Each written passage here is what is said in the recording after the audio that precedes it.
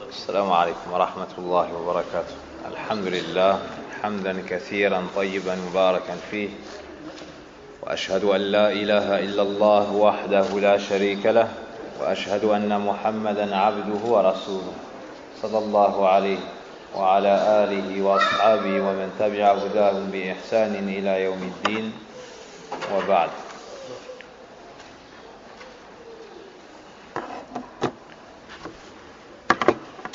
قبل أن ندخل في درسنا نراجع ما مضى من المعلومات.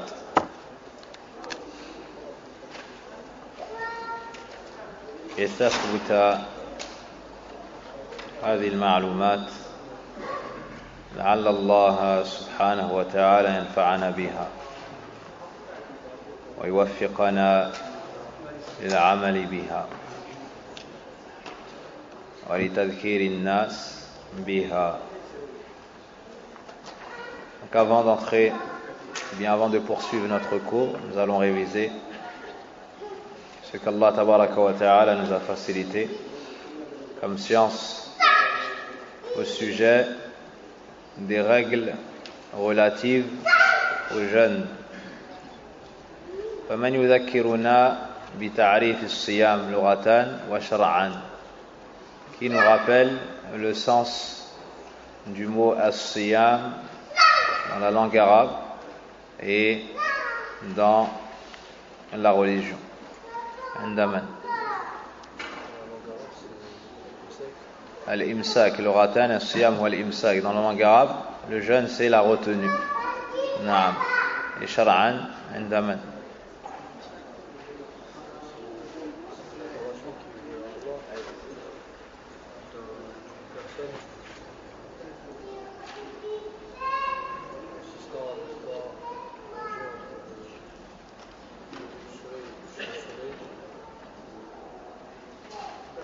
طيب. Toi tu lis l'arabe? Non. Inch'Allah Ta'ala. T'as inscrit un cours d'arabe? طيب. Il te manque quoi pour lire? Des lettres? Il te manque combien de cours? Quelques cours. طيب خير. Ibrahim تنظر معه à la fin du cours. Vous donnez rendez-vous et Inch'Allah dans un mois tu viens lire le Coran. D'accord? Inch'Allah Ta'ala. Ana Salim n'est pas là? طيب خير.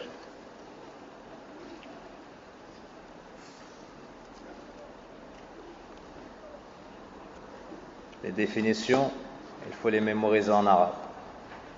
Puis, la traduction est citée pour savoir de quoi nous parlons. Amma al-ilm, c'est bi-lughati al-arabiyya, la science, elle nous a été transmise dans une langue arabe claire. Idhan, as-siyam huwa at-ta'abbudu lillah. As-siyam, c'est une adoration. Et dans les définitions, lorsqu'on parle de la définition au sens religieux, il ne faut pas oublier de citer ta'abbudu lillah, c'est une adoration vouée à Allah. Ibn Uthaymin rahimahullah ta'ala a attiré l'attention sur ce point-là en disant que certains parmi les savants citent la définition sans mettre ta'abbudu lillah. Ainsi, ça ressemble à des actions, d'accord, c'est un peu mécanique. C'est un peu mécanique, mais en mettant at-ta'abbudu lillah, il y a cette notion d'adoration et de relation avec Allah subhanahu wa ta'ala. Wa at-ta'abbudu lillahi ta'ala min shakhsin makhsus. C'est une adoration accomplie par une personne particulière. Bil imsak ya'ni al-mufattirat, qui consiste à s'abstenir de faire ce qui peut annuler le jeûne, ce qui annule le jeûne. Min tulu'il fajr ila ghurubi ash-shams, et ce de l'aube jusqu'au coucher du soleil. Ensuite, nous avons vu arkan as-siyam, le jeûne repose sur deux piliers. Ma huma al-imsak wa an-niyya. Jazakallahu khayra. La retenue et l'intention. La retenue et l'intention. Ma hukmu siyami shahri Ramadan. Quel est le jugement du jeûne du mois de Ramadan? Naam. Naam. Hadihi martabatu. Ça c'est sa place dans l'islam. Wa ma hukmu al-wujub. D'accord? Wa ma martabatu fil islam. Quelle est sa place dans l'islam? Ruknun min arkanil islam. Naam. Son jugement c'est l'obligation. Et sa place dans l'islam, c'est un pilier de l'islam. Ça nous montre son importance. Donc, as-siyam, le jeûne du mois de Ramadan, ça a une grande place dans la religion d'Allah subhanahu wa ta'ala. En quelle année fut légiféré le jeûne ou bien son obligation? Ndaman.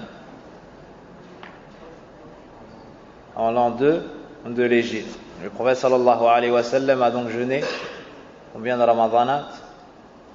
9. Oui.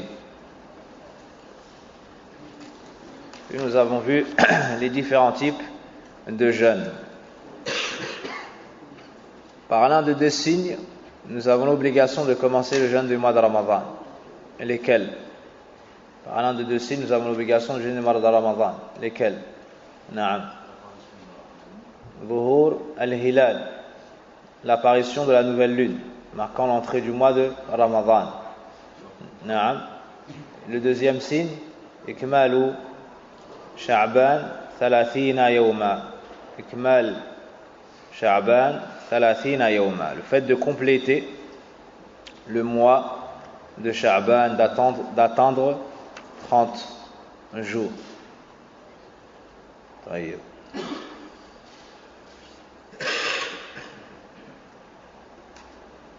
Nous avons également cité les étapes par lesquelles sont passés les Sahaba radiyallahu anhum dans l'obligation du jeûne. Des choses qui ont été abrogées, des choses ont été ajoutées jusqu'à ce que cette adoration fut parfaite par Allah subhanahu wa ta'ala.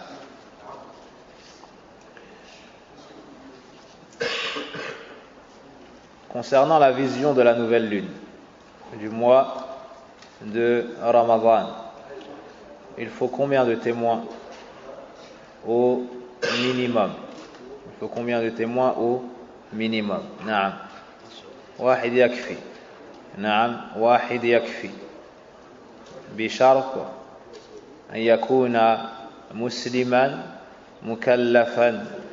Musliman mukallafan adla qawi al-basar. Il faut qu'il soit musulman, qu'il soit responsable, c'est-à-dire baligh aqil, donc qu'il ait atteint l'âge de la puberté, qu'il soit doué de raison, qu'il soit une personne digne de confiance ayant une bonne vue. Personne digne de confiance ayant une bonne vue. Wala untha, même s'il y a une seule femme qui témoigne de la nouvelle lune, nous devons jeûner. Quant à la sortie du mois, il faut combien de témoins? 2 personnes. Il faut 2 personnes. Pour l'entrée d'un mois ou pour le témoignage, il faut 2 personnes. Pourtant, pour le mois de Ramadan, nous disons qu'une personne suffit. Pourquoi cela? Naam.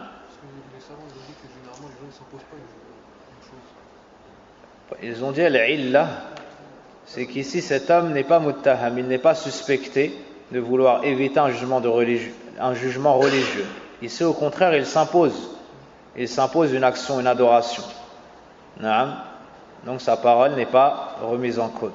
Mais avant même cela, il y a des nas, parce que dans ce cas-là il y a un texte, il y a une preuve. Quel est le sahabi qui a informé le prophète sallallahu alayhi wa sallam de la vision de la lune? Le prophète sallallahu alayhi wa sallam a ordonné aux gens de le jeûner. Abdullah ibn Umar radiallahu anhu. Naam. Abdullah ibn Omar, quelle est sa kunya? Quelle est la kunya de Abdullah ibn Omar? Abdullah ibn Omar est le fils de qui? De Omar ibn Khattab. Quelle est la kunya de Omar ibn Khattab? C'est connu. Abu Hafs, et quelle est la kunya de son fils? Quels sont les noms les plus aimés d'Allah subhanahu wa ta'ala? Abdullah et Abdurrahman. Et lui il s'appelle Abdullah. Quelle est sa kunya? Abu Abdurrahman. Abu Abdurrahman. Il était connu particulièrement par quelle chose? Il est reconnu particulièrement pour certaines de ses qualités. Le suivi du prophète sallallahu alayhi wa sallam. Le suivi du prophète sallallahu alayhi wa sallam. Il était très généreux. Il était aussi très généreux.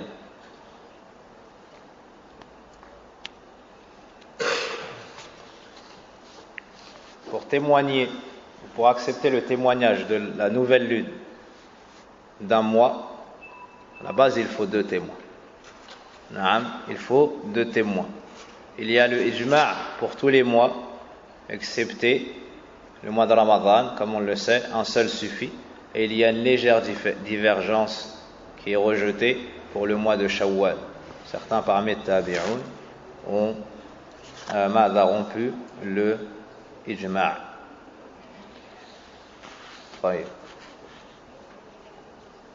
Puis nous avons vu plusieurs masail dans an-niyya, dans l'intention. Avant d'arriver, quel était le point suivant? Shurut wujub. C'était ça? Condition d'obligation. Shurut wujub, siyami, Ramadan. Quelles sont les conditions d'obligation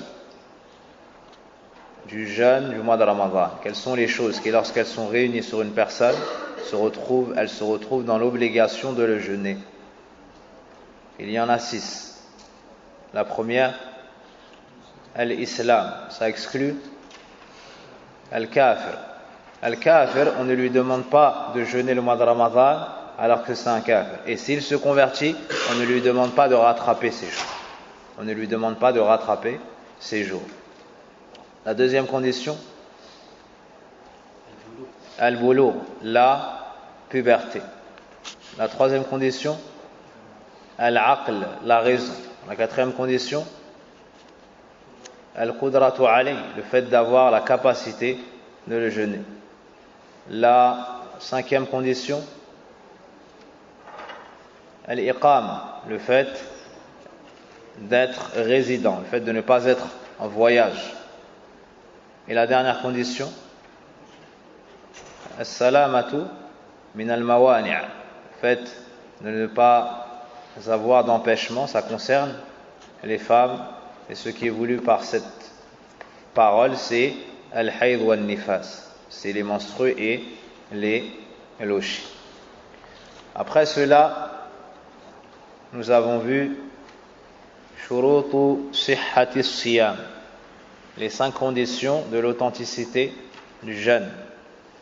Andaman al-Islam. Donc al-Islam shartu wujub wa shartu sihha. Al-Islam, c'est une condition d'obligation et également une condition d'authenticité.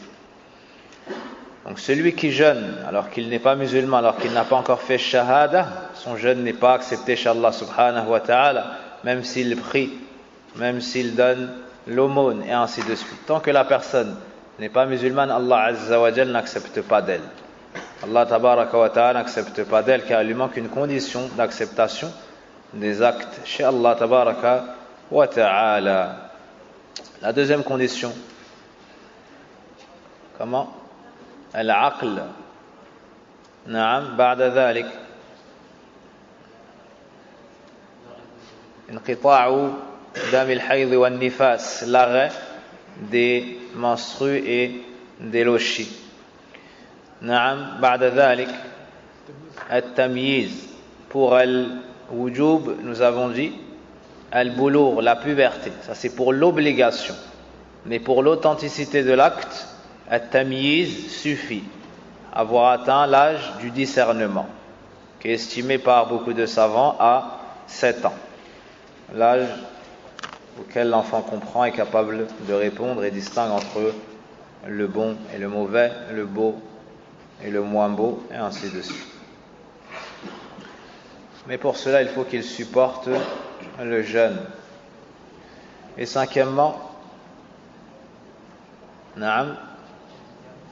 tabitu niyyati min al-layl, le fait d'avoir mis l'intention avant le premier jour de Ramadan, le fait d'avoir mis l'intention dans la nuit, avant le fajr, avant le fajr.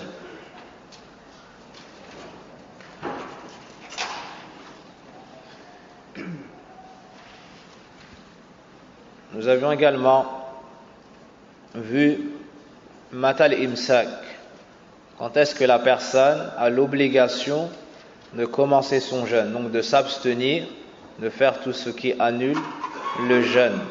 À quel moment?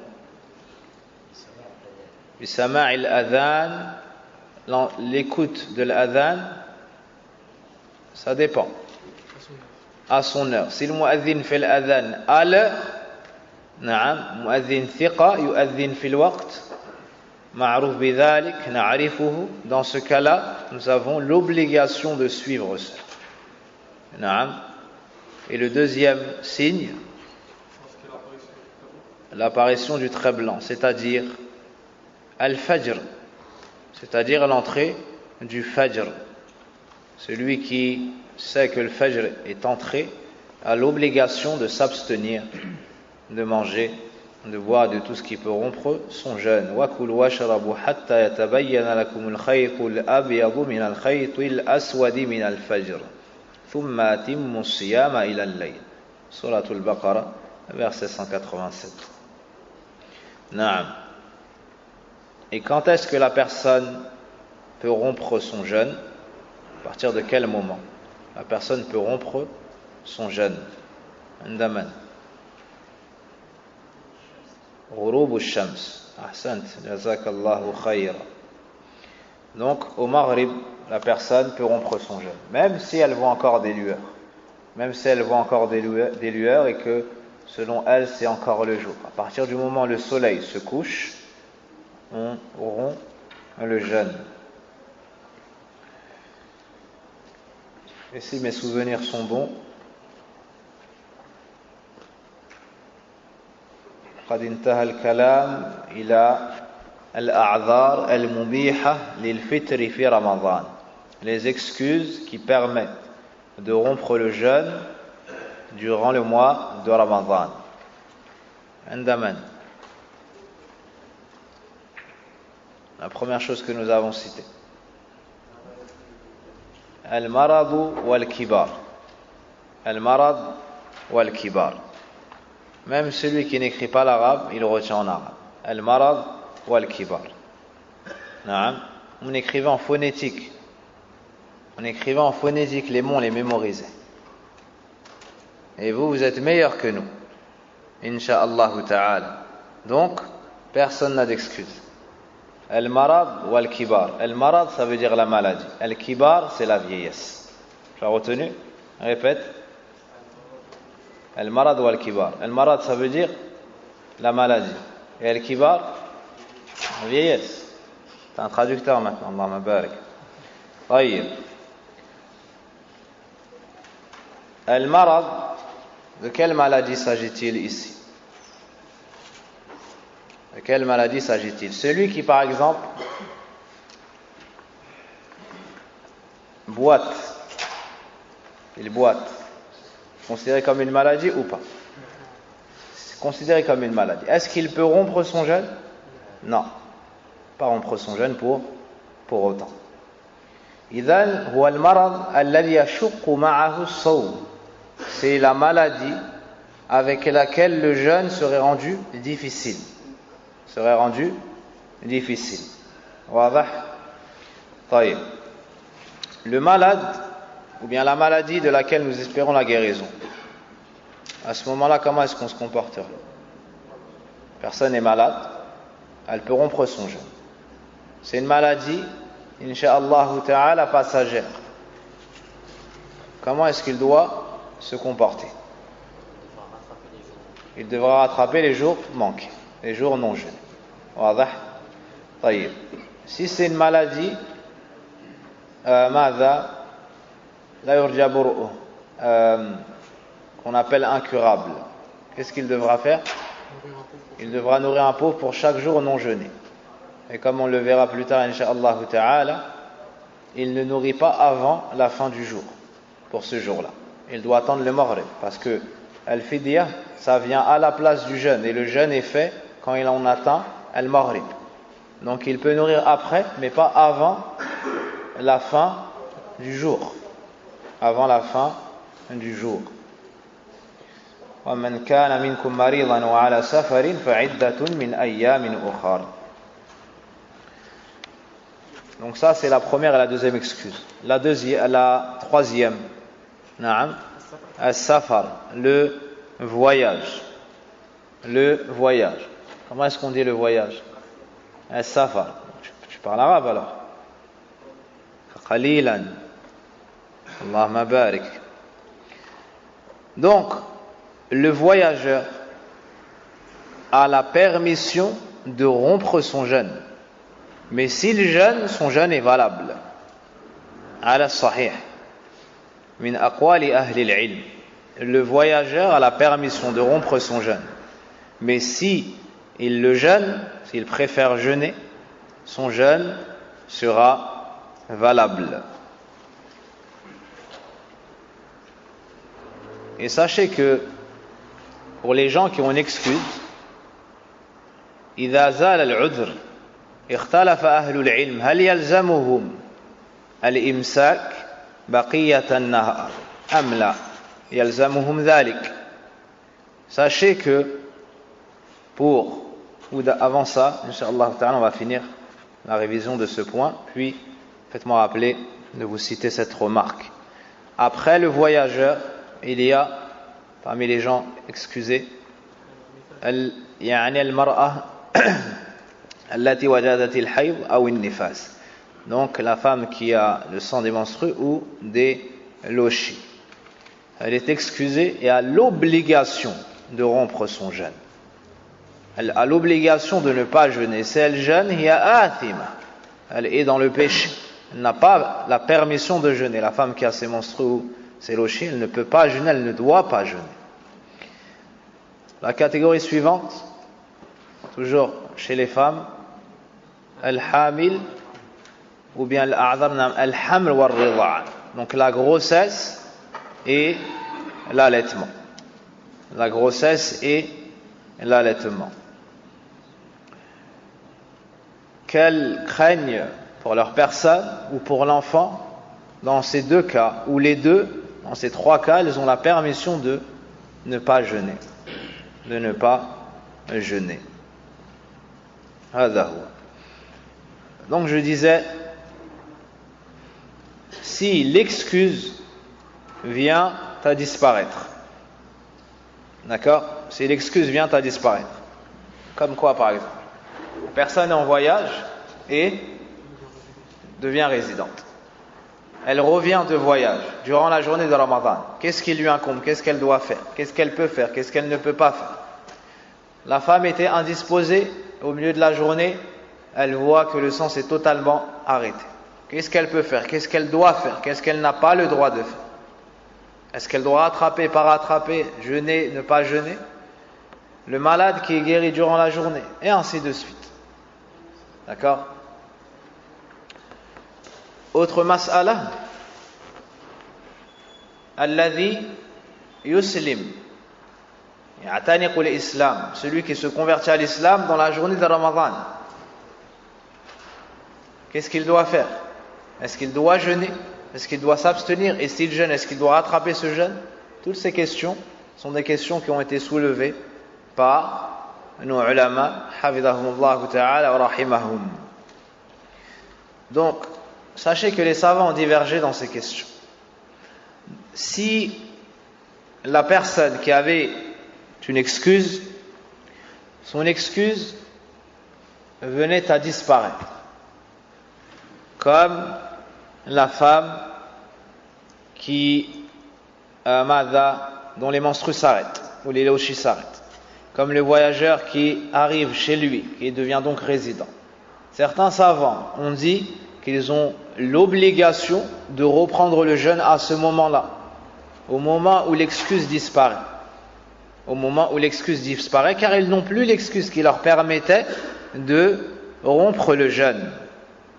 De rompre le jeûne. Et d'autres savants ont dit, cela n'est pas pour eux obligatoire. Cela n'est pas pour eux obligatoire. Pourquoi? Li'adami ad-dalil. Pourquoi? Car il n'y a pas de preuve. Ça concerne la femme qui a ses menstrues et qui n'a plus ses menstrues et le voyageur qui devient résident. Pourquoi? Car il n'y a pas de preuve.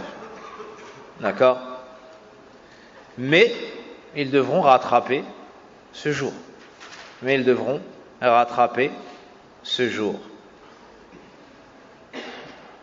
Certains ont dit, on ne leur dit pas que c'est obligatoire de jeûner ce jour comme les autres, mais ils devront s'abstenir les hurmatil yawm. Mais ils devront s'abstenir du fait que ce jour, c'est un jour de Ramadan, par respect pour Ramadan, par respect pour le jour de Ramadan et son caractère sacré, ils devront s'abstenir. Na'am.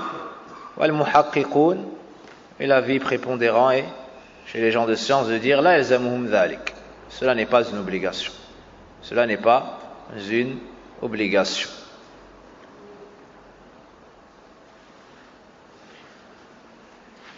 Le point suivant, vous notez mufattiratu siyam, les annulatifs du jeûne. Donc les choses qui, lorsqu'elles sont commises par le mukallaf, annulent son jeûne, sous condition.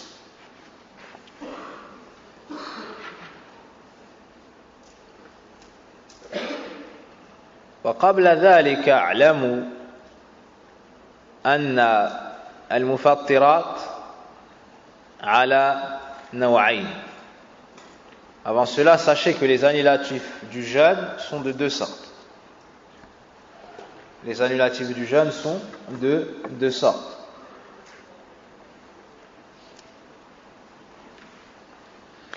أولا ما يوجب القضاء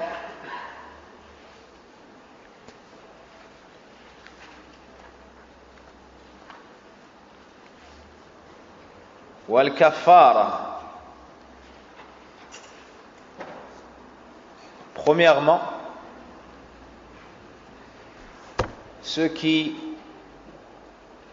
rend obligatoire le rattrapage de ce jour, ainsi que l'expiation. Donc il doit rattraper ce jour, et en plus de ça, il y a une compensation. Il y a une expiation. ثانيا ما يوجب القضاء فقط. Deuxièmement, ce qui rend obligatoire le rattrapage de ce jour uniquement.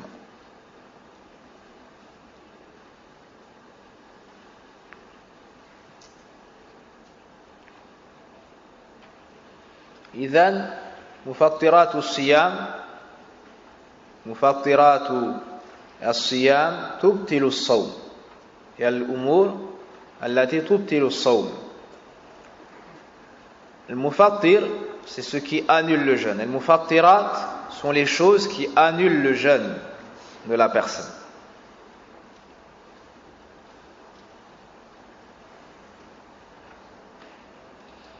Et ces choses-là sont de deux sortes. La première, ce qui annule le jeûne de la personne, elle se voit dans l'obligation de le rattraper ce jour. Et en plus de cela, elle doit s'acquitter d'une compensation. Il y a une expiation à faire. La deuxième sorte, c'est ce qui annule le jeûne, et la personne devra rattraper ce jour uniquement. Il n'y aura pas d'expiation. Le deuxième point à savoir, c'est que usulu al-mufattirat thalatha. Les bases des choses annulatives du jeûne, ou la base dans les annulatifs du jeûne, c'est 3 choses. Al-aklu wa shurbu wal jima'.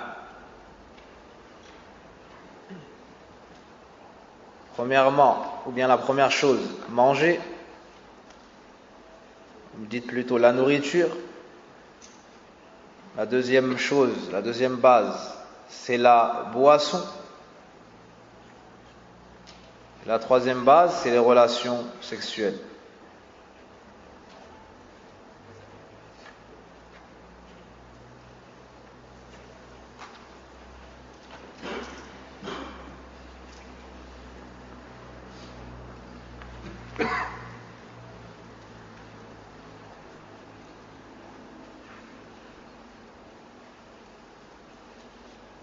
Les annulatifs du jeûne sont plus que cela, mais ces 3 choses représentent la base.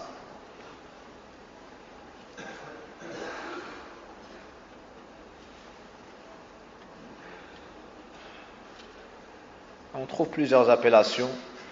Mufattiratu siyam, mufsidatu siyam également. Certains savants disent al-mufattiratu sab'atu anwa'. Il y a 7 sortes d'annulatifs du jeûne. C'est par exemple la parole du grand savant Ibn Uthaymin rahimahullah ta'ala. Donc la première catégorie qui entre et représente la première sorte, c'est-à-dire que ça annule le jeûne, personne n'a l'obligation de rattraper ce jour et en plus il y a l'expiation. Al-jima', la première chose, c'est al-jima',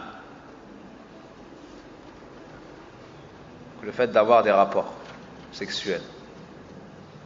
Wa huwa ilaju dhakar fil farj, le fait que l'homme entre son sexe dans le sexe de la femme. Wa huwa a'zamuha wa akbaruha ithman, et dans les annulatifs du jeûne, c'est la pire chose. فَمَتَى جَامَعَ الصَّائِمُ بَطَلَ صَوْمُهُ فَرْضًا كَانَ أَوْ نَفْلًا. Donc si le jeûneur commet cet acte, son jeûne s'annule, que ce soit un jeûne obligatoire ou que ce soit un jeûne surérogatoire. ثم إن كان في نهار رمضان, et dans le cas où cela se produit donc dans la journée du mois de Ramadan,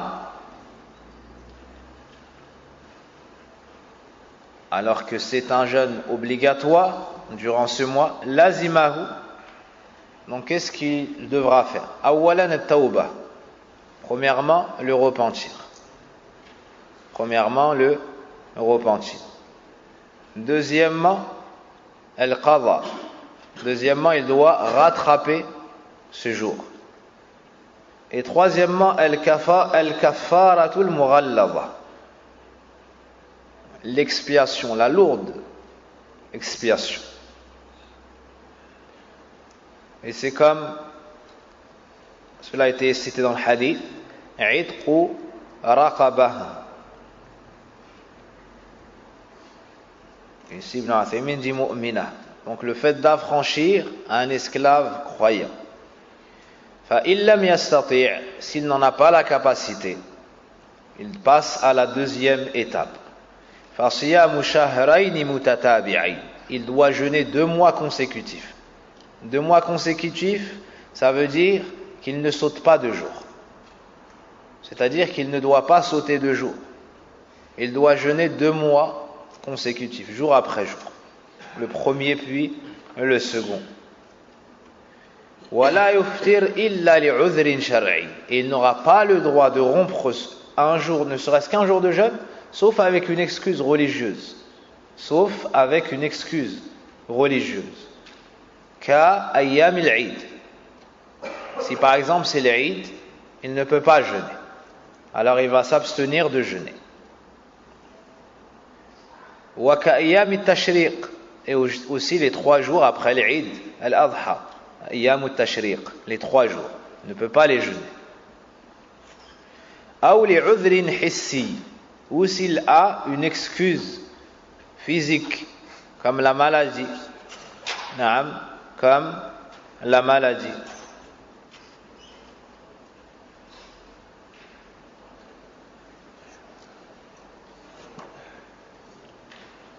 طيب فإن أفطر لغير عذر ماذا يلزمه? Et dans le cas où sa kafara à lui c'est de jeûner 2 mois consécutifs, dans le cas où il rompt un jour sans excuse, que devra-t-il faire? عند من؟ يعيد من جديد. نعم. Il devra recommencer du début ces 2 mois. Il devra reprendre du premier jour et recommencer les 2 mois. Donc, la première chose, il a affranchi un esclave. S'il ne peut pas, il jeûne 2 mois consécutifs. S'il n'en a pas la capacité, qu'est-ce qu'il fera? Yut'im sittina miskina. S'il n'en a pas la capacité, il devra nourrir 60 pauvres. Il devra nourrir 60 pauvres.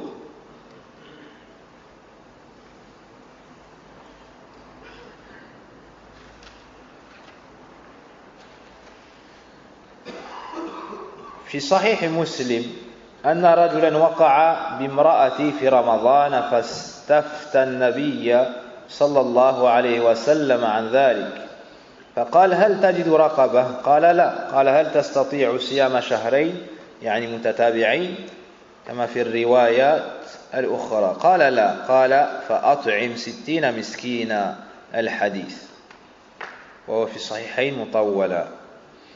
La preuve de cela est le hadith dans lequel un homme est venu voir le prophète sallallahu alayhi wa sallam et lui a dit Ya Rasulallah halakt, ô messager d'Allah, je suis anéanti. Alors le prophète sallallahu alayhi wa sallam lui a dit Wa ma ahlakak, et qu'est-ce qui t'a fait périr? L'homme a répondu Waqa'tu ala ahli wa ana sa'im, j'ai eu des relations avec mon épouse, donc j'ai consommé avec mon épouse alors que je suis jeûneur. Le prophète sallallahu alayhi wa sallam lui a dit affranchis un esclave. L'homme a dit je n'en possède pas. Puis le prophète sallallahu alayhi wa sallam lui a dit fasoum shahray mutatabi'in, alors jeûne 2 mois consécutifs. Alors l'homme lui a répondu Ya Rasulallah, est-ce que je suis devant toi si ce n'est pour ça? Yani j'ai pas réussi à patienter un jour durant Ramadan. Comment est-ce que je pourrais jeûner 2 mois consécutifs? Je ne peux pas. Puis le prophète sallallahu alayhi wa sallam lui a dit fa'at'im 60 miskina, alors nourris 60 pauvres. Et il lui a dit je ne possède pas cela. Naam. Lahza. Il lui a dit nourris 60 pauvres. Wadah. La personne ne possédait pas la capacité, n'avait pas la capacité de nourrir 60 pauvres. Plus tard, quelqu'un a donné un seau de date au prophète sallallahu alayhi wa sallam, ou un récipient de date au prophète sallallahu alayhi wa sallam. Le prophète sallallahu alayhi wa sallam a dit Aïna sa'il, où est celui qui me questionnait? Il a dit Ana ya Rasulallah, je suis là au messager d'Allah. Le prophète sallallahu alayhi wa sallam lui a dit Khudh hadha wa at'im bih. Il lui a dit prends cela et nourris des pauvres. Puis l'homme a dit au prophète sallallahu alayhi wa sallam Ya Rasulallah, aw ala afqar minni, est-ce que je dois donner cela à plus pauvre que moi? Puis il a juré par Allah subhanahu wa ta'ala qu'il n'y avait pas entre les deux contrées ou les deux je ne sais pas comment dire la bataille, plus pauvre que sa famille. Yani dans tout le Médina, de ceux qu'il connaît, il n'y a pas plus pauvre que sa famille. Puis le prophète sallallahu alayhi wa sallam a souri et lui a dit at'im bihi ahlak. Il lui a dit nourris avec cela ta famille. Nourris avec cela ta famille. Le prophète sallallahu alayhi wa sallam a souri ou a ri. Les savants ont dit parce que la situation, elle est extraordinaire. Elle sort de l'ordinaire. Un homme qui vient en disant halakt, il repart avec une sadaqa pour sa famille. Na'am. Tu ne peux trouver cela que de par la splendeur et la beauté de l'islam. Elle est venue suite à un péché grave et elle repart avec une sadaqa pour sa famille. Fawa ajaba. Fawa ajaba. Yani ce hadith est étonnant de plusieurs points de vue. Comment est-ce que le prophète alayhi salatu wa salam a accueilli ce sahabi? Comment est-ce que le prophète comment est-ce que ce sahabi est venu chercher l'ilm et al-faraj auprès du savant? Na'am, auprès du plus savant sallallahu alayhi wa sallam. Comment est-ce que le prophète sallallahu alayhi wa sallam s'est contenté de lui dire hukmu shar'a? Na'am, hukmu shar'a. Il n'a que transmis les règles de la religion d'Allah subhanahu wa ta'ala, sans ajouter, sans diminuer. Tayyib. Lorsque la personne n'a pas été capable de faire la troisième chose, le prophète sallallahu alayhi wa sallam s'est tu. Il s'est tu alors que c'est Rasulullah sallallahu alayhi wa sallam. Mais il parlait que selon la révélation, alors il s'est abstenu d'ajouter quelque chose. Alors que tu trouves parmi les petits étudiants, na'am, des personnes qui lorsqu'ils n'ont pas de preuves, yashtahidoun, font un effort de réflexion. Na'am, un effort personnel. Alors qu'elles n'ont pas uni les caractéristiques qui leur permettent cela. Elles n'ont pas uni les caractéristiques qui leur permettent cela. Au lieu de poser la question, elles disent donc dans ce cas-là tu vas faire comme cela. Le prophète sallallahu alayhi wa sallam wa huwa rasulullah wa huwa a'lamul khalqi billahi tabaraka wa ta'ala wa atqana lillah tawaqqaf. Le prophète sallallahu alayhi wa sallam sans aucune gêne, alors que c'est le plus savant, alors que c'est le messager d'Allah sallallahu alayhi wa sallam, alors que c'est celui qui craint le plus Allah, il s'est tu. La première éventualité, tu fais telle chose, la deuxième telle chose, la troisième telle chose. Lorsqu'il a dit je ne suis pas capable de faire les trois, le prophète sallam s'est tu. Et c'est ce qu'il convient de faire. Si tu ne sais pas, tu te tais. Même si les gens continuent à te détailler leur histoire, même si les gens vont parler sur toi parce qu'ils trouvent que tu n'as pas eu de rahma envers eux, parce que tu n'as pas réglé leurs problèmes, na'am. Des savants ont dit, même s'ils meurent devant toi, et que tu n'as pas la réponse, ne parle pas dans la région d'Allah sans science. Certaines personnes viennent chercher leur réponse. Mais nous, de par notre ignorance, nous n'avons pas leur réponse. Elles insistent, elles détaillent, elles paraphrasent, jusqu'à qu'on parle. Mais si on ne sait pas, qu'est-ce qu'on va dire dans la religion d'Allah subhanahu wa ta'ala? Abu Bakr as-Siddiq radiallahu anhu, lorsqu'on l'a questionné sur une chose, a dit quel ciel va me couvrir et quelle terre va me porter si je dis dans la religion d'Allah ce que j'ignore. Wa huwa as-Siddiq radiallahu anhu, alors que c'est Abu Bakr, le plus savant de la communauté après le prophète sallallahu alayhi wa sallam, et le meilleur de la communauté après le prophète sallallahu alayhi wa sallam. Donc, la haraj, tu ne dois pas être gêné de dire je ne sais pas. Je ne dois pas être gêné de dire je ne sais pas. Et un des savants parmi les pieux prédécesseurs a enseigné à son élève que la science, ou la moitié de la science, était de dire la adri, je ne sais pas. Allahu a'lam. Ma sami'tu fi hadha shay'a, et ainsi de suite. Et les savants anciens et contemporains enseignent cela à leurs élèves qui sont amenés plus tard à donner des jugements religieux. Ils leur apprennent à dire je ne sais pas. Ma adri, la adri, Allahu a'lam. Allah est plus savant. Je n'ai pas entendu de savants parler dans cette question. Je ne mémorise pas de sunna dans cette question. Tu t'habitues. Naam, tu t'habitues. Car si un shaitan fait entrer dans ton cœur que tu es le responsable de la communauté et tu es le protecteur de la communauté et que si toi tu ne lui réponds pas, elle ne pourra jamais trouver sa réponse, tu vas périr. Naam, tu vas périr. Si tu ne sais pas, dis Allahu a'lam ma adri. Et si la personne insiste, détourne-toi d'elle, s'il le faut. Si la personne insiste et que tu n'as pas de science et tu crains pour toi, va-t'en, pars et laisse-la, naam, dans son problème. Et n'ajoute pas à son problème un autre problème. Ne te Rappelle-toi le hadith de celui qui a tué 99 personnes. Puis il est parti demander conseil à des gens. Quelle est la personne la plus savante? Et on l'a orienté vers un dévot, vers une personne qui avait beaucoup d'adoration. Il lui a dit, j'ai tué 99 personnes. Est-ce que je peux me repentir? Il lui a dit, 99 personnes? Non, tu ne peux pas te repentir. Le criminel l'a tué et a complété par lui le nombre de 100. Naam, le nombre de victimes, il l'a porté à 100 victimes, subhanallah. Par la suite, il a regretté, a demandé une personne savante, la plus savante sur terre. On l'a orienté vers un savant cette fois-ci. Et il lui a dit, j'ai tué 100 personnes. Est-ce que je peux me repentir? Il lui a dit oui. Et qui est-ce qui pourrait se mettre entre toi et ton repentir? Mais tu vis sur une mauvaise terre. Va dans tel endroit. Il y a des gens qui adorent Allah d'un culte sincère. Va, rejoins-les, adore Allah avec eux. Jusqu'à la fin du hadith. Le premier à parler sans science, ça lui a coûté la vie. Il lui a dit non, tu ne peux pas te repentir. Ça lui a coûté la vie. Naam. Le deuxième n'a pas répondu directement. Il a répondu avec la parole des ulama. Il a fait augmenter l'espoir dans son qalb afin que son repentir soit fort. Naam. Celui qui a un péché fort, il faut que son repentir soit fort.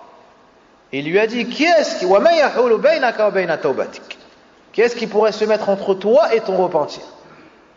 C'est une parole qawiya, c'est une parole forte qui développe l'espoir en la personne. Mais tu es sur une mauvaise terre. Puis il lui a montré les causes de son mal. Il y a un endroit où tu peux tuer 99 personnes et on te laisse faire. C'est un endroit qui est mauvais. Ibn Uthaymin rahimahullah ta'ala dans le charh du hadith dit en apparence il était fi bilad kufr. En apparence il était fi bilad kufr. Puis il lui a dit de faire l'hijra.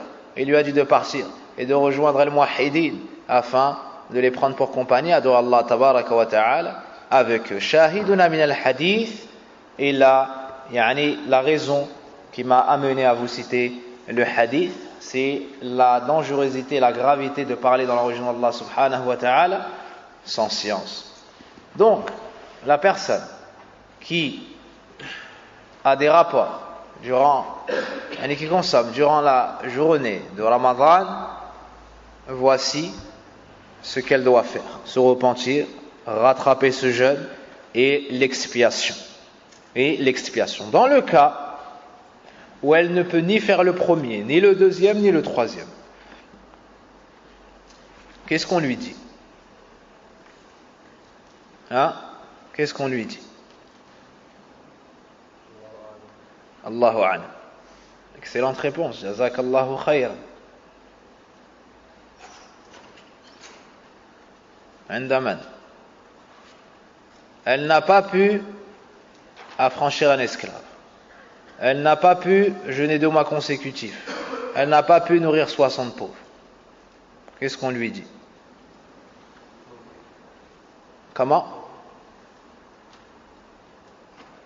Non.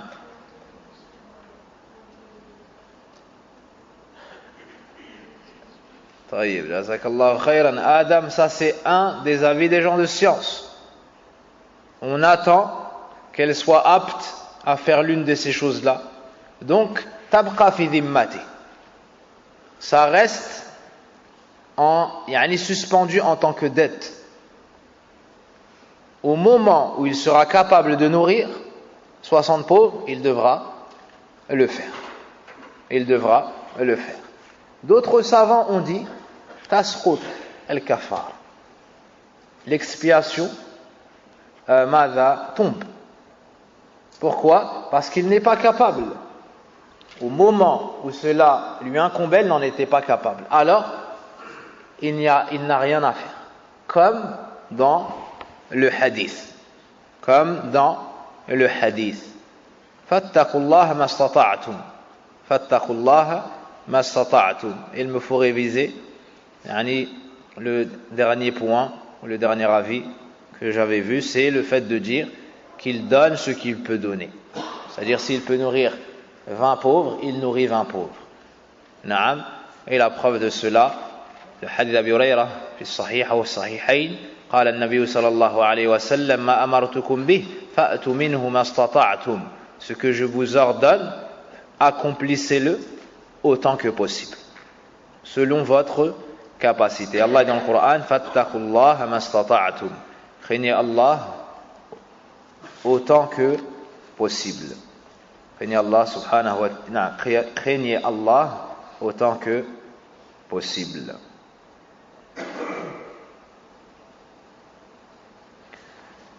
تنبيه إذا حصل هذا في يوم يقضيه من رمضان أي خارج رمضان لا تلزمه الكفارة. نعم. Une remarque faite par les savants suite à la citation de ce qu'on vient de dire, c'est que al-kafara est pour celui qui a commis cet acte dans le mois de Ramadan. Quant à celui qui rattrape un jour de Ramadan, donc en dehors du mois de Ramadan, puis qui a un rapport, cette personne-là n'a pas la kafara. Cette personne-là a commis un péché, elle se repent, elle rattrape le jour, mais elle n'a pas le kafara. Parce que le kafara, elle est li hurmati zaman. La kafara, elle est pour le caractère sacré du mois. Donc s'il rattrape un jour de Ramadan en dehors du mois de Ramadan et qu'il commet cette faute, on ne lui dit pas qu'il doit affranchir un esclave et s'il ne peut pas jeûner 2 mois consécutifs et s'il ne peut pas nourrir 60 pauvres.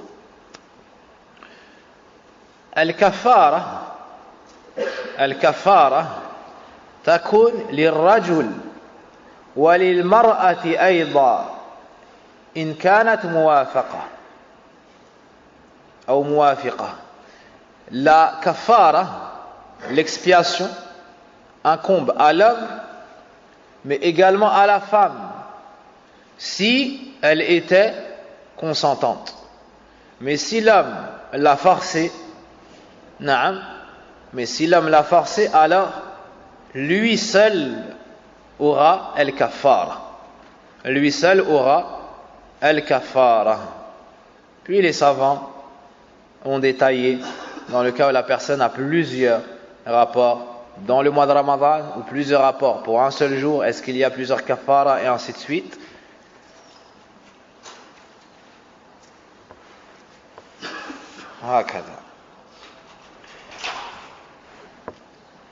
La deuxième sorte dans les annulatifs du jeûne, c'est ceux qui annulent le jeûne. La personne a l'obligation de rattraper ce jour, mais il n'y a pas de kafara. Mais il n'y a pas de kafara. Premièrement, al-aklu wa shurb. Premièrement, la nourriture et la boisson. بدليل الكتاب والسنة والإجماع.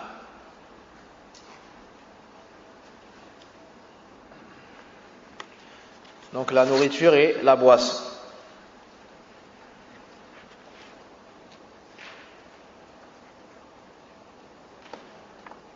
قال الله سبحانه وتعالى فالآن باشروهن وابتغوا ما كتب الله لكم وكلوا واشربوا حتى تبين لكم الخيط الأبيض من الخيط الأسود من الفجر ثم أتموا الصيام إلى الليل.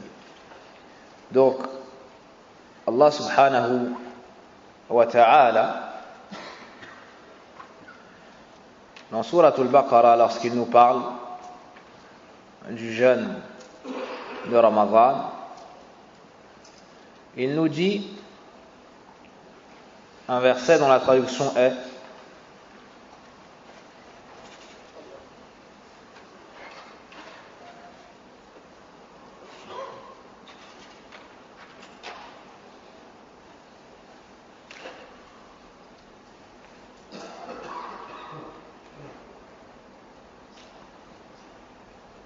du début du verset أحلت لكم ليلة الصيام الرفث إلى نسائكم هن لباس لكم وأنتم لباس لهم علم الله أنكم كنتم تختانون أنفسكم فتاب عليكم وعفى عنكم فالآن باشروهن وابتغوا ما كتب الله لكم وكلوا واشربوا حتى تبين لكم الخيط الأبيض من الخيط الأسود من الفجر ثم أتموا الصيام إلى الليل ولا تباشروهن وأنتم عاكفون في المساجد تلك حدود الله فلا تقربوها كذلك يبين الله آياته للناس لعلهم يتقون. On vous a permis la nuit du siyam, donc du jeûne, d'avoir des rapports avec vos femmes. Elles sont un vêtement pour vous et vous êtes un vêtement pour elles.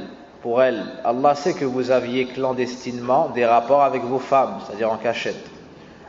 Il vous a pardonné, vous a gracié. Cohabitez donc avec elles maintenant et cherchez ce qu'Allah a prescrit en votre faveur.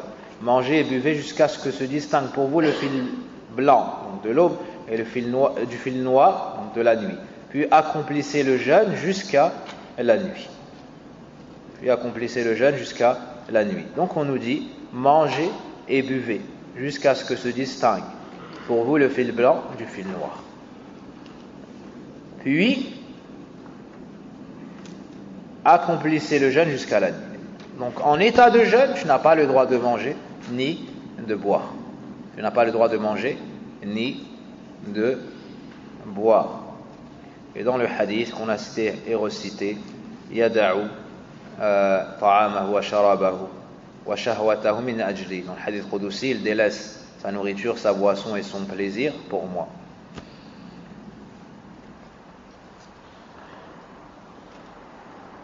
Les savants ont fait entrer dans cet annulatif du jeûne al-ibar al-mughadhiya, est-ce qu'on va dire ça, les seringues nutritives ou les piqûres, les madha, comment est-ce qu'on appelle ça, comment est-ce qu'on dit l'ibra, les piqûres, les piqûres nutritives. Donc ceci est nourrissant, ça a donc le même jugement que la boisson et la nourriture, ça nourrit le corps. Contrairement aux autres injections, ceci n'annule pas le jeûne, car ça n'a ni le sens de manger, ni le sens de boire. Et Ibn Uthaymin rahimahullah ta'ala a répondu à ceux qui ont dit, même si c'est d'autres, ça coupe le jeûne si ça le renforce. Ibn Uthaymin a dit non. Pour preuve, nous avons le droit de nous laver, de prendre une douche, de nous rafraîchir pour nous renforcer. Et cela ne coupe pas le jeûne.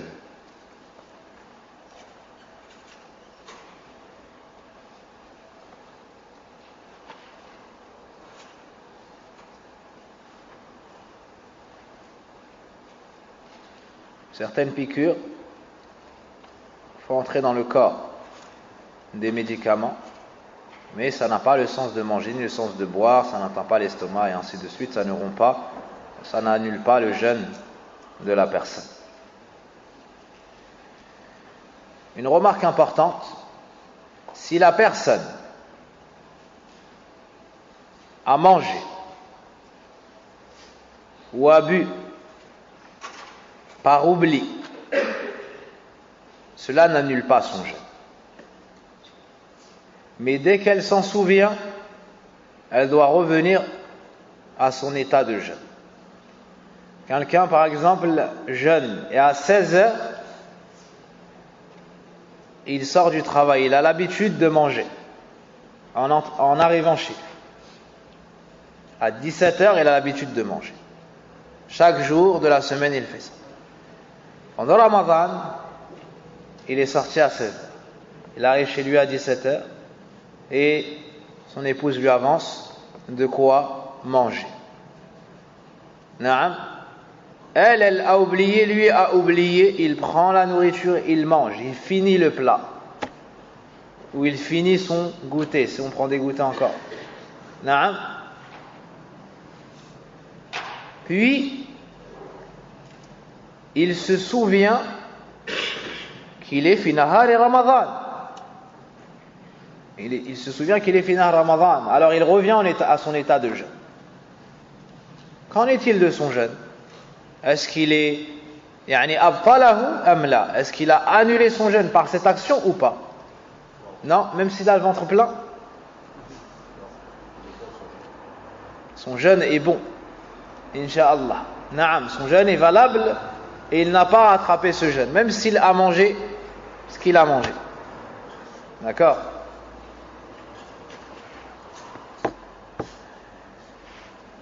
Pareil pour la boisson. Même s'il a vidé une bouteille. Même s'il a vidé une bouteille d'eau. وَدَلِيلُ ذَلِكَ مَا أَخْرَجَهُ الْبُخَارِي وَمُسْلِمٌ. La preuve de cela, c'est ce qu'a rapporté l'imam Bukhari et l'imam Muslim. قال النبي صلى الله عليه وسلم من نسي وهو صائم فأكل وشرب فليتم صومه فإنما طعمه الله وسقاه.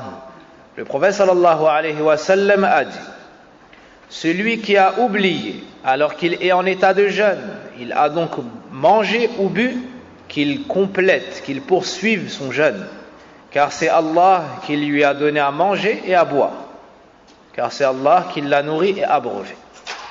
Donc de ce hadith, les savants ont tiré que parmi les conditions pour que l'action annule le jeûne de la personne, al-dhikr, qu'il s'en souvienne, qu'il se souvienne de son état de jeûne, al-amd, qu'il fasse l'action volontairement, et al-ilm, et la science.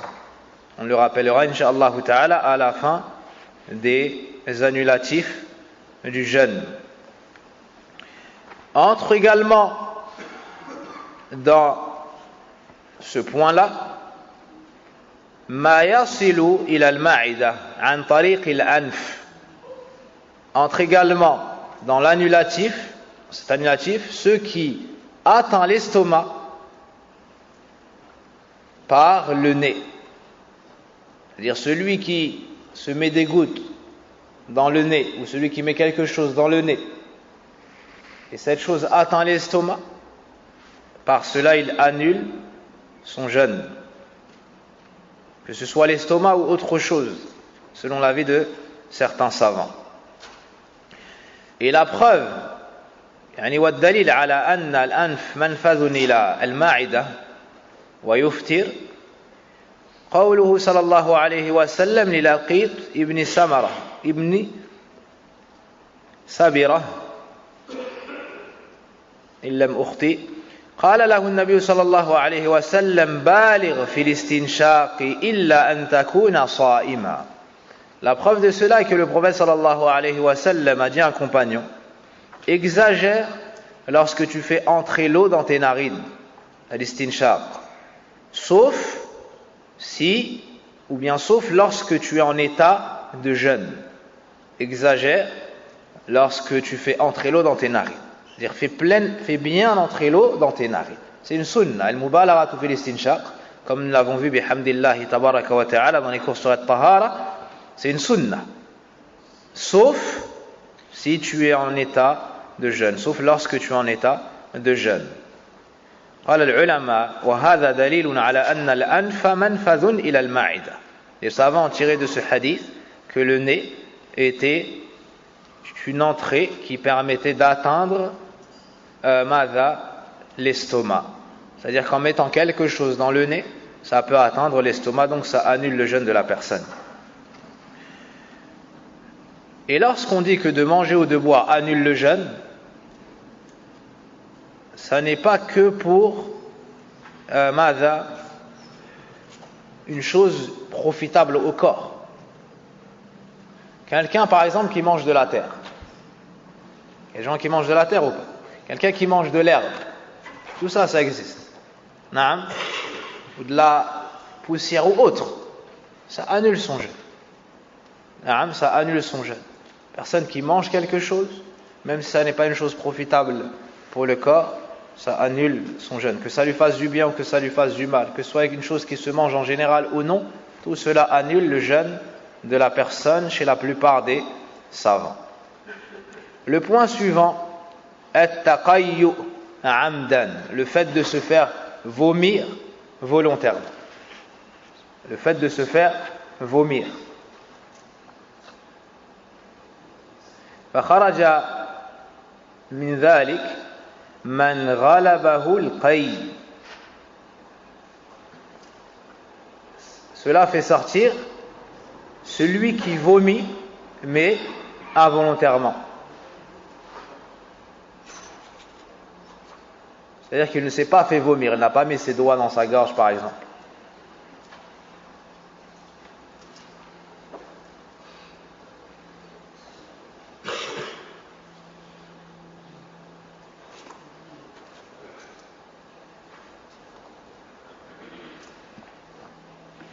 قال ابن المنذر رحمه الله أجمع على إبطال صوم من استقى عمدا. Ibn Munzir a relaté le consensus quant à l'annulation du jeûne de celui qui se fait vomir, de celui qui se fait vomir, donc volontairement. والدليل على ذلك قول النبي صلى الله عليه وسلم من ذرعه القي فليس عليه قضاء ومن استقى عمدا فليقضي. Le prophète sallallahu alayhi wa sallam nous dit, celui qui vomit involontairement, littéralement celui qui se fait battre par cela, donc celui qui vomit involontairement n'a pas à rattraper ce jour. N'a pas à rattraper ce jour. Et celui qui se fait vomir, qu'il rattrape ce jour. Et celui qui se fait vomir, qu'il rattrape ce jour. رواه أبو داود والترمذي من حديث أبي هريرة رضي الله عنه وصححه العلامة الألباني رحمهم الله. وطرق الاستسقاء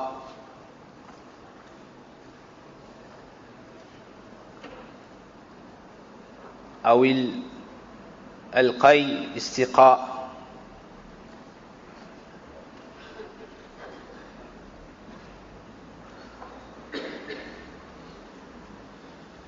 عديدة كالنظر والعسر وربما السماع والشم. Et les façons de se faire vomir sont multiples. Le fait de sentir volontairement une mauvaise odeur, par exemple. Des gens qui sont très sensibles savent qu'en sentant telle odeur, ça les fait vomir. D'autres personnes par la vue, en regardant certaines choses, ça peut les faire vomir. Une autre manière en appuyant sur son ventre ou son estomac, se mettant les doigts dans la gorge et ainsi de suite. Quelle que soit la manière, celui qui fait ça volontairement, si il vomit, ça annule son jeûne. Et s'il ne vomit pas, ça n'a pas annulé son jeûne. Wallahu a'lam.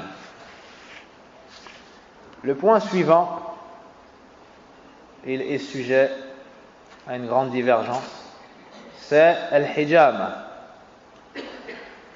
Al-hijama. لقول النبي صلى الله عليه وسلم أفطر الحاجم والمحجوم. والحجامة إخراج الدم من الجلد دون العروق. الحجامة, c'est ce qu'on appelle la saignée.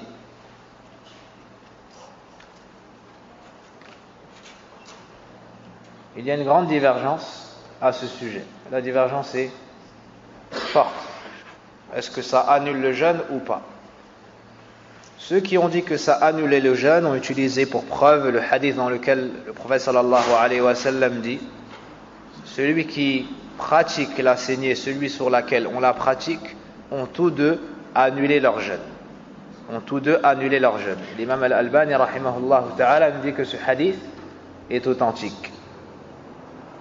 Certains parmi les savants ont dit que cela annule le jeûne de celui sur lequel on a pratiqué la saignée, mais quant à celui qui la pratique, celui qui fait al-hijama, pas celui sur lequel on l'a fait, lui, on dira qu'il a rompu son jeûne que s'il fait la pratique ancienne, qui consiste à aspirer avec un outil.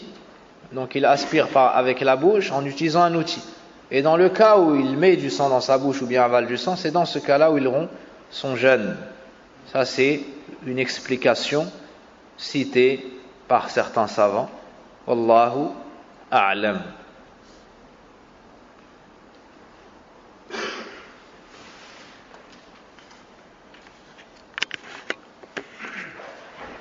hadith أفطر الحاجب والمحجوب, c'est le hadith de Thawban رضي الله عنه عند أحمد وأبي داود.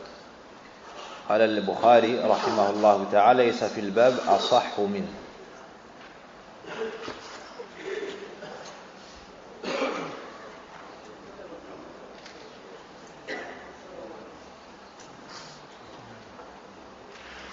La sécurité dans cette mas'ala, même si d'autres savants disent que le hijab n'annule pas le jeûne, c'est d'attendre le maghrib pour celui qui veut pratiquer le hijama pendant Ramadan. Car le fait de sortir du khilaf, c'est mustahab. Car le fait de sortir de la divergence, c'est mustahab. Naam.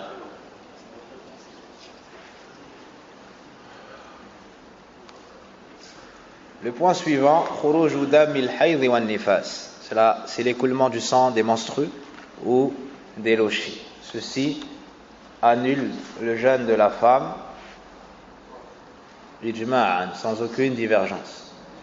Car le prophète sallallahu alayhi wa sallam a dit alaysa idha hadat lam tusalli wa lam tasum.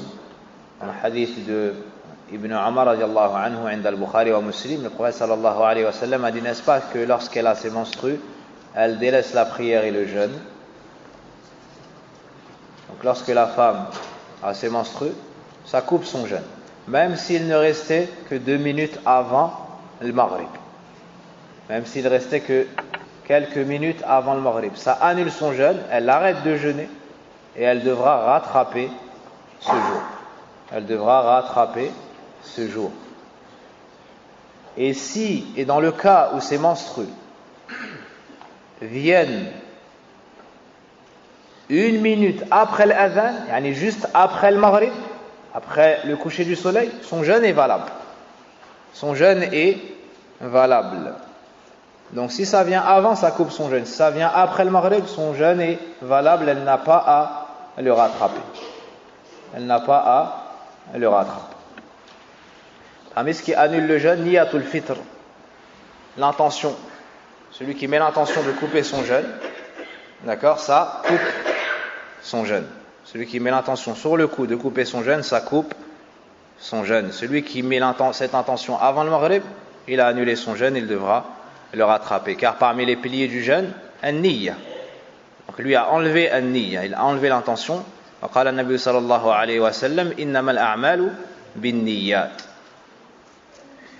Parmi les annulatifs du jeûne, inzalul mani ikhtiyaran, le fait de faire sortir le sperme volontairement, que ce soit bilistimna, que ce soit par la masturbation, que ce soit avec des préliminaires ou autres, ou que ce soit en répétant le regard sur une chose provoquant le désir. Tout ceci, si la personne éjacule, ça annule son jeûne. Quant à celui qui a vu une chose une seule fois, ça n'annule pas son jeûne. Celui qui a vu une seule chose, son liquide sort, ça n'annule pas son jeûne, car le premier regard est excusé. La kal'oula wa laysat la kathaniya, comme a dit le prophète sallam, tu as le premier et pas le deuxième. Et le prophète sallallahu alayhi wa sallam a dit dans le hadith, qala Allah yada'u ta'amahu wa sharabahu wa shahwatahu min ajli, dans le hadith qudusi, et il délaisse son plaisir. Donc celui-ci n'a pas délaissé son plaisir. Voici les annulatifs du jeûne, qui sont donc de 2 sortes. Ce qui annule le jeûne, la personne doit le rattraper, et en plus elle kafara, c'est le jima'. Et pour le reste, ça annule le jeûne et elle doit rattraper ce jour. Wallahu a'lam, wa sallillahumma barik ala nabina Muhammadin wa ala alihi wa sahbihi ajma'in. Subhanakallahumma wa bihamdik, ashhadu an la ilaha illa ant, astaghfiruka wa atubu ilayk.